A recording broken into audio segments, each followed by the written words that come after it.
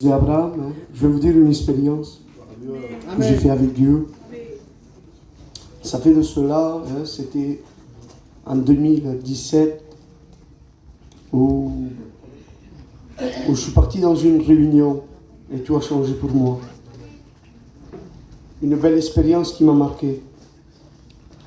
Quand nous sommes nés, hein, avec ma famille, on a eu quelques soucis de famille. Et bien sûr, je le dis avec mes mots, ma mère nous a abandonnés, nous a laissés. Il est parti, j'ai grandi, moi, avec mon oncle et ma tante. Pour moi, c'est comme mon père. Je les aime vraiment. C'est mon père et ma mère. Et mon frère et ma soeur ont grandi avec ma grand-mère.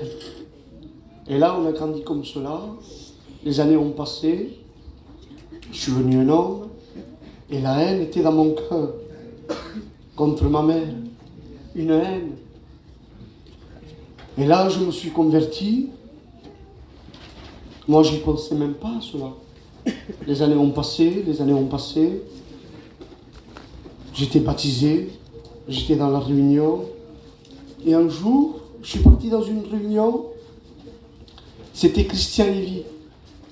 Et quand le frère Kélian a témoigné, ça m'a donné cette pensée, ce témoignage. C'était Christian Lévy qui faisait la réunion. Et là, Christian Lévy fait un appel. Et il dit, dans cette salle, il n'y a quelqu'un qui ne parle pas à une personne. Moi, je ne me sentais pas concerné. Je disais, je parle à tout le monde m'aime. Et là, le Saint-Esprit m'a parlé fort dans mon cœur. Il m'a dit, Tom, tu ne parles pas à ta mère. Et là, j'étais brisé sur ma chaise. Je me suis même levé à l'appel. Je suis venu jusqu'à devant. Et maintenant, comment retrouver un dialogue avec elle? Parce que nous sommes gitans, ça fait honte.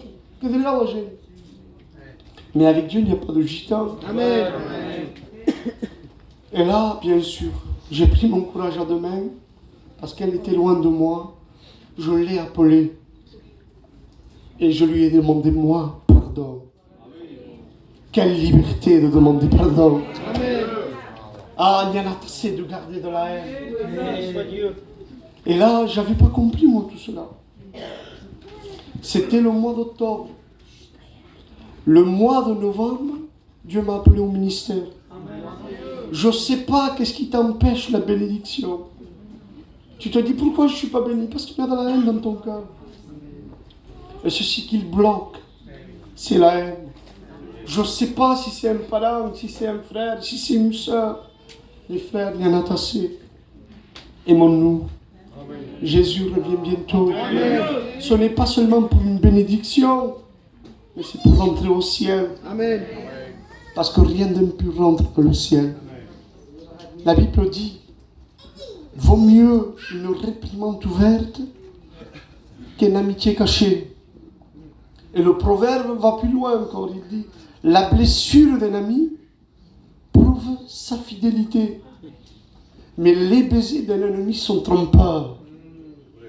Mais moi je ne comprends pas, je me dis, Seigneur, si un frère te fait du mal, c'est pas une fidélité. Et Dieu me disait que oui, parce que certains sont comme Judas. Ils te donnent un baiser et ils te livrent. Je préfère être un Pierre que faire du mal et te demander pardon. Les frères, qu'il y ait une liberté entre nous. Amen. Qu'il y ait ce pardon réel. Aimons-nous. Jésus revient. Il n'est plus le temps de se faire la guerre entre nous. La guerre, on le fait à l'ennemi. Amen. On ne se trompe plus d'adversaire. Je suis ton frère. Tu dis, je suis ta soeur. Les frères, stimense. Amen. Amen. Jésus, bénéfiat. Quand je parle souvent, hein, moi j'aime parler. Il y a des gens que ça pense que je lui fais mal même en parlant. Je dis non, je suis ton frère. C'est moi Tom. Je ne veux pas te faire du mal. Je t'aime de l'amour de Dieu. Il n'est plus le temps de la guerre. Il est le temps de s'aimer. Amen. Hein, que Dieu vous bénisse. Amen.